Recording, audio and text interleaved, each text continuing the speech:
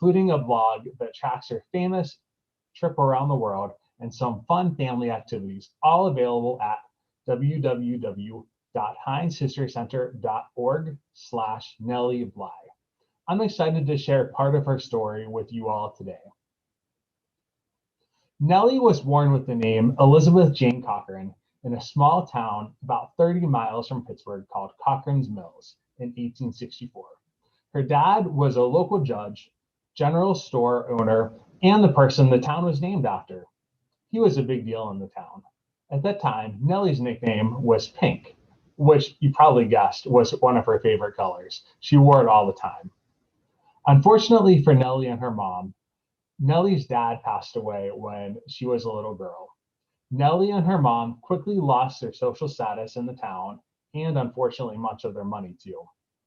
When she was old enough, Nellie went to what is now Indiana University of Pennsylvania for one semester before she had to drop out because she couldn't afford tuition. Eventually, Nellie and her mom moved to Allegheny City, which is now Pittsburgh's north side.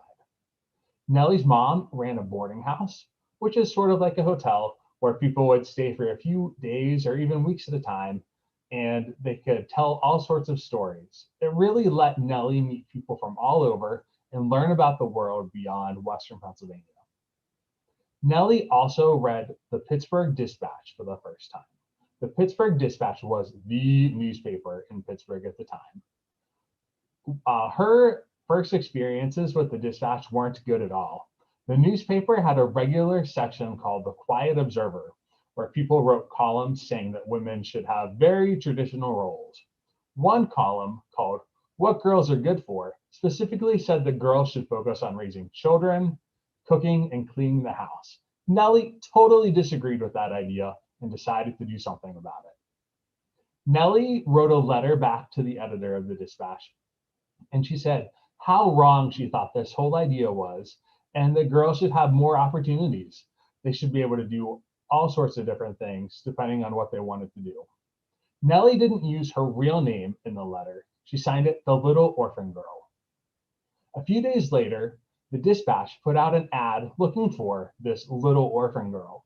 Nellie saw the ad and decided, instead of writing back, which is what the ad had requested that the little orphan girl did, she would walk up to their offices and talk to them face to face. So she decided, hey, we're going to do it. She put on her brave face and she walked up the stairs and talked to the editor-in-chief, a man named George Madden, who at the end of the conversation offered her a job. It was not what Nellie was expecting, but it was something that interested her a lot. At the beginning of her time with the Dispatch, Nellie's job was to write about cooking and gardening and similar issues. She didn't love it, but she learned more about journalism. At that time, her writing was not very polished or fancy, but it really explained her thoughts and it really let her express her style of humor. At the time, it was common for women to publish articles under a pseudonym or a fake name. One of Nellie's editors gave her the name that we know her by today. Interestingly, the name Nellie Bly came from a song by another Pittsburgher, Stephen Foster. You might know his song, Oh Susanna. Nellie wanted to have a more active role as a journalist and help people. Before too long, she was able to convince her editors to let her investigate the working conditions of women in some of Pittsburgh's factories. To help us think about how Nellie was able to get some of that information, I'm going to bring in Dr. Laura and Dr. Richard from the Western Pennsylvania Project. The Western Pennsylvania Writing Project.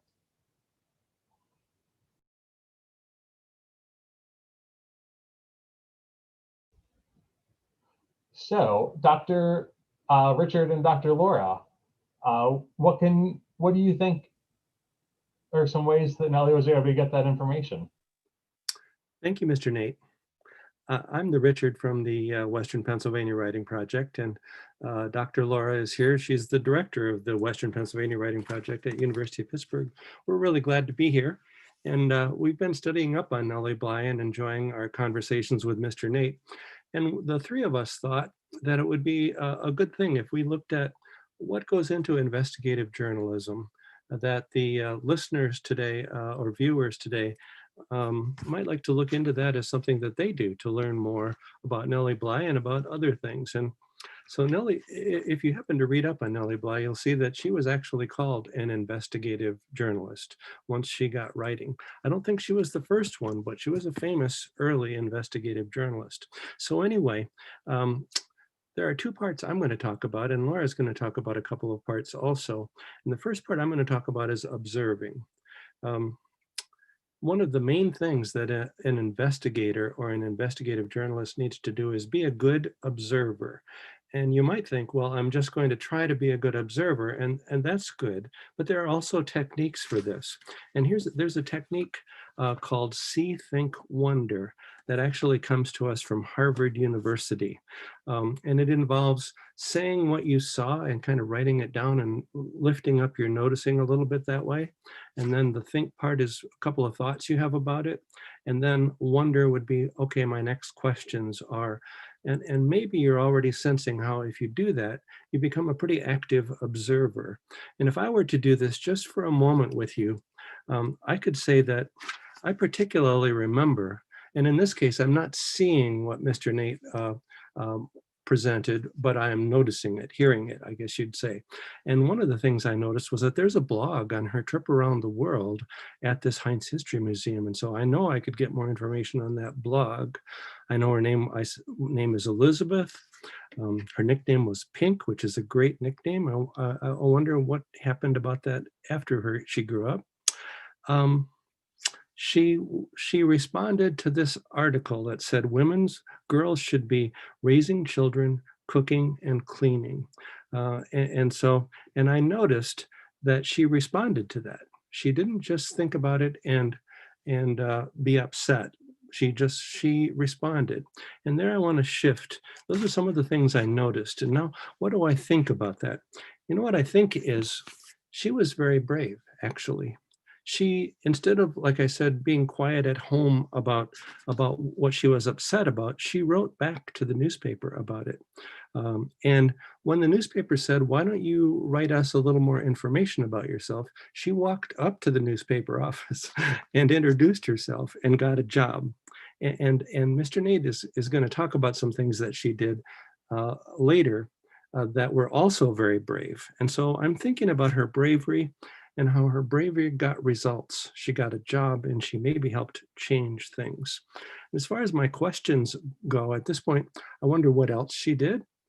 And I wonder what other brave steps she might have taken. So that's me doing a little bit of see or notice and then thinking about it.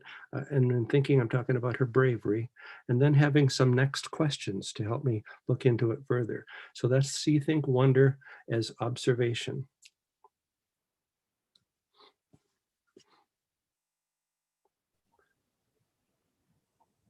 And so Yeah, Dr. Laura, was there anything you wanted to add right there? Did you just want to introduce yourself? Well, hi, I'm Dr. Laura, and I also have been really impressed by Nellie Bly's bravery and adventurous spirit, which I think we're going to hear a little bit more from Mr. Nate right now. All right. So Nellie was able to investigate at the factories, but unfortunately her investigation got shut down. The people who ran the factories were some of the biggest advertisers in the Pittsburgh Dispatch, and they didn't like what she was saying. So the newspaper asked her to shut down and start writing about something else. So she was thinking about what some options might be. And she learned that you could take the train from Pittsburgh to Mexico City. So she convinced the Dispatch to let her go there, learn about the local culture, and report back to the readers in Pittsburgh. Even though Nellie was 21 years old at the time, her editors, or the people in charge of the Dispatch, insisted that her mom went with her. Nellie spent 6 months in Mexico and shared what she learned with her readers in Pittsburgh. She learned a lot, including that she didn't really like Mexican food all that much. And her writing talked about Mexican wedding traditions and customs, plays and musicals that were at the theater and her surprise about how little the audiences reacted to them, and floating gardens that were planted on shallow lake beds near Mexico City that played a huge part in food production. Nellie really wanted to dig in to more about the people and the government of Mexico, though. She talked to soldiers, workers, and listened to Mexican legends and shared them with dispatch readers. After the Mexican government heard about a report she wrote about a local journalist who was put in prison for criticizing the government, Nellie had to quickly go back to Pittsburgh. She needed to really get out of BC. Her reports were later published as her first book called 6 Months in Mexico. You'll notice a trend with some of her books. They're maybe not the most creative, but they definitely tell you what they're about. After getting the taste for adventure, Nellie decided that she wanted to move on from the dispatch. And in 1887, just a year or two later, she decided to make it in New York City, which had some of the biggest newspapers in the world. After 4 months of being in New York City, Nellie was nearly broke and didn't have a job. But she was eventually able to talk her way into getting a job at the New York World, which was one of the biggest newspapers, and it was owned by a man named Joseph Pulitzer. Nellie's first job at the World was to go undercover in an asylum, which is sort of like a mental health facility. The first step of the process was to become a patient at this Blackwell Island asylum. Nellie needed to convince people that she had mental health problems. She stayed up for a very, very long time to try to help to convince people with her act. It was an important part of her stunt journalism, which is one of the techniques that she used. Once she was there, she saw the horrible conditions that people were in. They weren't given very good food, they had little chance to go outside, and they were mistreated by the staff. Eventually, her editors were able to get her out of the asylum. And eventually, Nellie wrote her stories that were published in the New York World, and they were turned into her second book called 10 Days in a Madhouse. Because of her experiences, Nellie was able to advocate to make things better. There was a grand jury investigation of the Blackwell Island Asylum, which led to the asylum getting more money so that it can make basic improvements to it and treat people better. There were also other changes about who was put in the asylum to make sure that people who needed the most mental health assistance got it, instead of people who, for example, didn't speak English as their first language. So I have another question for Dr. Laura and Dr. Richard. What are some skills or tools that Nellie might have used when she was talking to people, whenever she was working on 6 Months in Mexico or in what became 10 Days in a Madhouse? Well, I've been thinking a lot about this, and I think that when I think about the tools that Nellie Bly had available to her, I'm realizing that they were pretty basic tools. Pencil, pen, and paper were sort of the basic tools for engaging investigative journalism. She may have done sketches or used maps to find certain kinds of information, and obviously she had access to resources. So her tools were somewhat more limited than right now for you if you were embarking on investigative journalism. So although you could begin as she did, just with a notebook and paper or a sketch pad, and that's really the basics for investigative journalism. I think right now, if Nellie Bly and a lot of other investigative journalists are working, they would use tools like cameras. And then on the lower right, there's a digital recorder. And then I'll just say that the cell phone right now, it's possible. First of all, you'd use it to call and schedule interviews, to investigate. And there are a lot of different applications that can be used on a cell phone that would let you take notes as well as take photographs. So the tools that are available right now are broader, but really a person can begin an investigation with very basic tools And that's really what Nellie had available to her when she was working as a journalist. I'm going to have Dr. Richard talk for a minute about interviewing, which is a really important strategy in relation to investigative journalism that she surely used. Yeah, thank you, Dr. Laura. And I think we can see, if we look back at See, Think, Wonder for a moment, how much observation Nellie Bly did in the madhouse and so forth. But with respect to the tools and interviewing, that's the next part. There's observation, and there's getting your tools together and taking photographs and so forth. And then there's interviewing. And interviewing is a really big part of investigative journalism. And it's interesting to me because it's a little bit invisible here. We don't know what kind of interviewing Nellie Bly did exactly. Now, if you were to take a college journalism course, you would be taught first thing that the big questions are who, what, where, when, why. Those are really important and good questions. And when you're writing an article about something, you would answer those questions. Who was involved? What happened? Where did it happen? When? And why do we think it happened? So those are really good guidelines.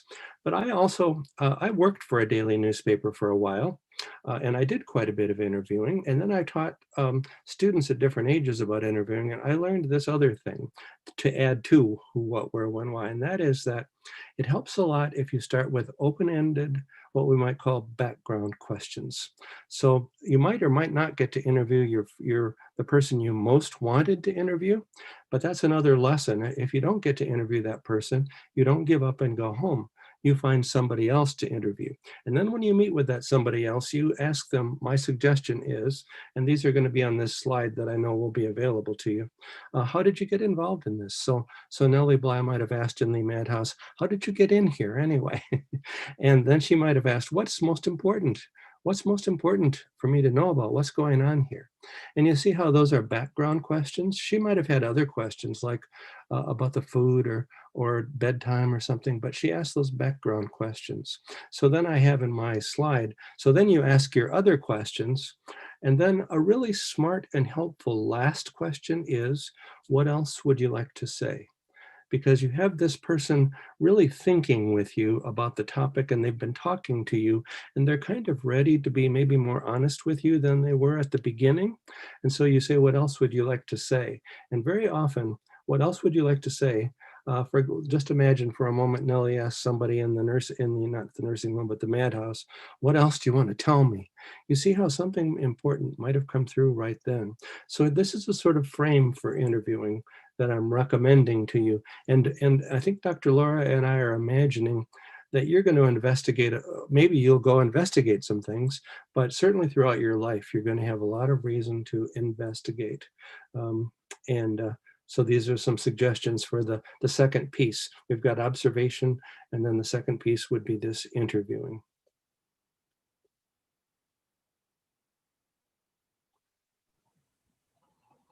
I think those are some really good tips and techniques. Nellie must have had quite a way with words because of, one, she was able to get a couple jobs just by going up and talking to people, and by getting people to talk to her as a journalist and allowing her to share part of their story. So I'm sure she used some of those techniques and some of those ideas as well.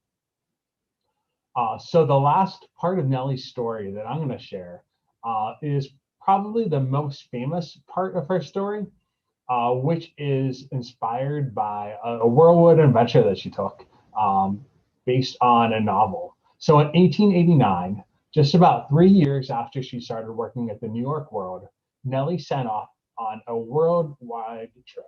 It had been a long time coming. In 1888, just a year after her undercover work at the Blackwell Asylum, Nellie tried to get her editors, including Joseph Pulitzer, to let her take a crack at beating the fictional record set by Phileas Fogg in the novel Around the World in 80 Days. As you could probably guess from the novel's name, Phileas and company and his companions made it from London through Europe, India, Asia, the United States, and all the way back to London in 80 days. So that was kind of the goal, is right, like, can you make this trip around the world in less than 80 days? She wanted to try something very similar except of course she would leave for New York, which is where she was based at the time.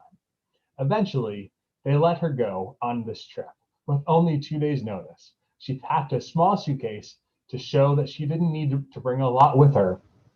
And then eventually she headed out on the ocean liner, the Augusta Victoria. Nellie took all sorts of different types of transportation, like big ocean liners, trains, small boats, horse-drawn buggies, and everything else you can possibly imagine that helped her get around the world. Along her journey, Nellie met up with Jules Verne, and they had dinner. Nellie didn't know much French, and Jules didn't know much English, but they were able to talk back and forth through a translator. Jules asked Nellie about the biggest change in where Phileas traveled in the book. So in the book, Phileas went to India, but Nellie's plan was to go to Sri Lanka. Nellie had a very reasonable answer for that. She said, well, it was a big way to save on time, because in the book, there was a side character where they had to go rescue her in India. Anyway, this whole idea of saving time and trying to make the most efficient way really made sense for Nellie, and it seemed to satisfy Jules. So Nellie continued on, and she saw a lot of the world as she went. She got a pet monkey in Singapore. She spent Christmas on a boat near China, and finally made it to the west coast of the United States in San Francisco. Her newspaper editors found a big problem with her planned route and hired a special train called the Miss Nellie Bly Express to get her back to New York City. It was getting very close to the end of the 80 days from Jules' novel. So the pressure was definitely on for Nellie to get back to New York City. Nellie's trains made it back to the United States, and they went through Pittsburgh very, very, very early in the morning. It's kind of interesting. Newspaper editors would say the Nellie Bly Express or Nellie Bly was through at 3 a.m. in the morning or 3:30 or 3:45. Nellie was a really big deal, and people were writing about her, and she was sending responses back all throughout her journey. So you're probably wondering at this point, did Nellie Bly beat the 80-day record? She made it back in 73 days, which was a world record. It was a very exciting journey for her. Unsurprisingly, Nellie shared this story in a book called Around the World in 73 Days. Like I said, Nellie's titles knew exactly what they were laying out, which I think is an important lesson sometimes. Her record didn't last very long, but people were able to beat it in 60 days. And of course, now you could probably go around the whole world in 24 hours. But with the technology she had available, it was quite the feat. It really inspired people and helped to make her famous. People used Nellie's likeness for all sorts of things. One of my favorite things that helps to tell the story about Nellie's journey is actually a board game that the New York World came up with. So give me a second to get this up.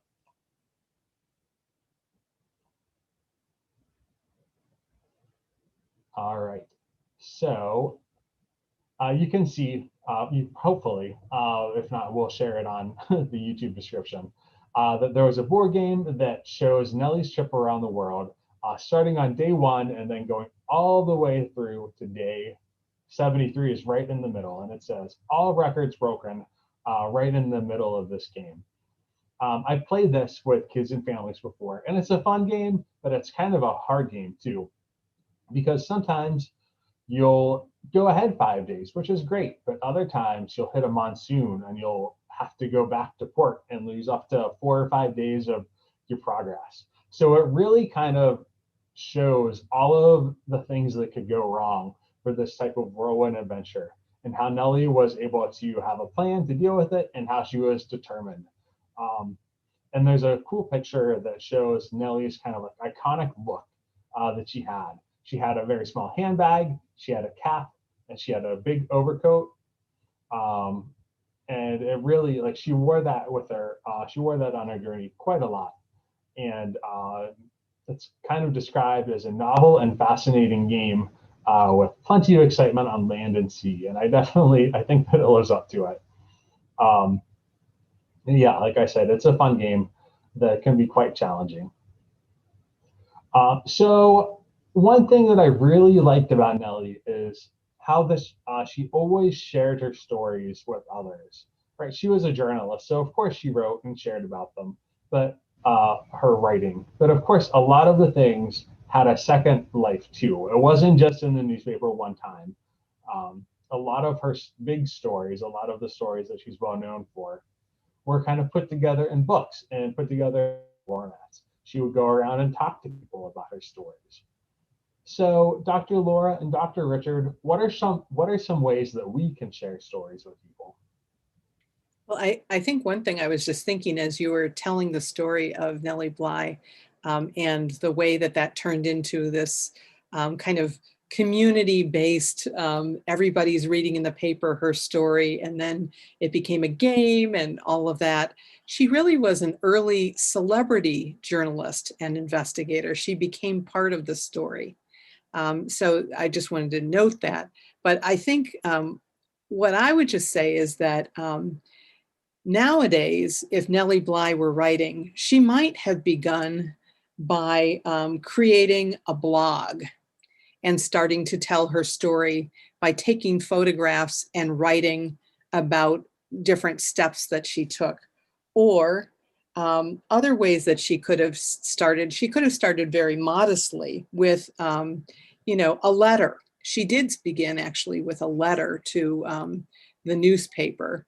And sometimes an investigation, if you find out something and you want to share it with an audience, you might write a letter to a news source or outlet.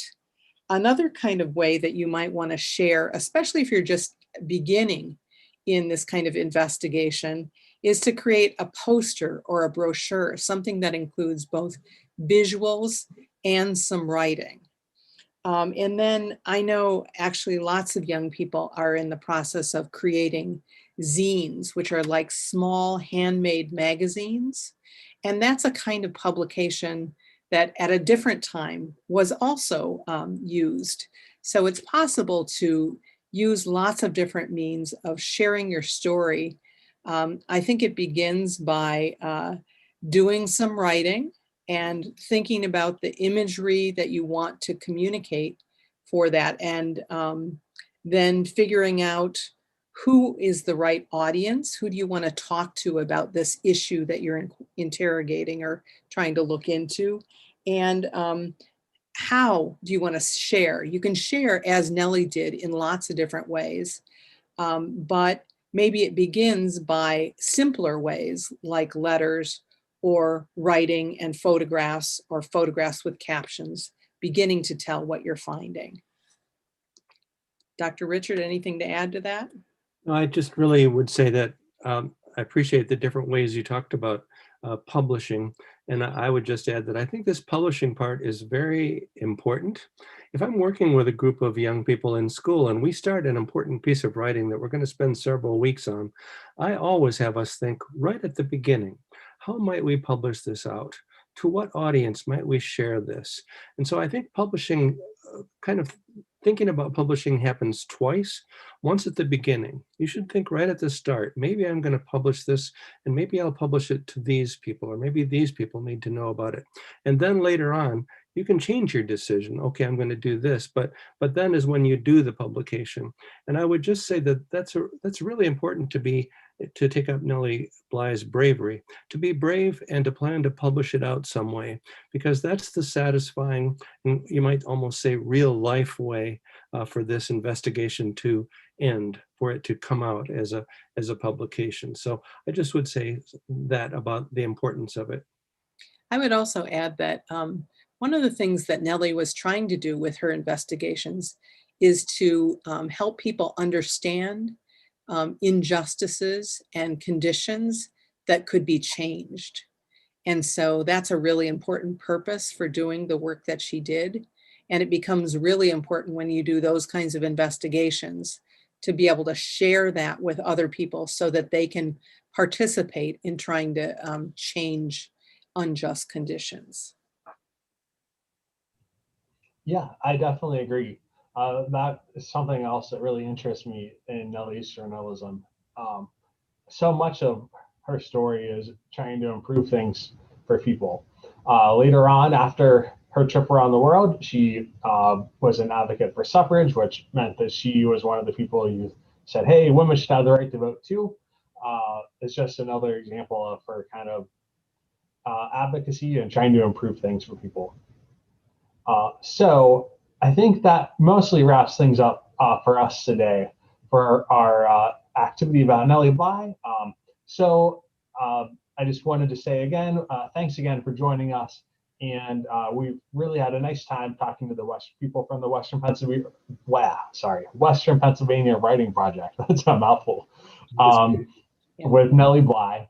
And again, I wanted to say that the History Center has been sharing different parts of Nellie's story in a lot of different ways over the past few months, including a vlog that tracks her famous trip around the world and some fun family activities available at www.heinzhistorycenter.org/Nellie Bly. And I hope that you can join us for our next C&D Family Gallery broadcast, where we'll be back in the exhibits next time. So again, thanks for joining us, and hope that you enjoyed learning more about Nellie.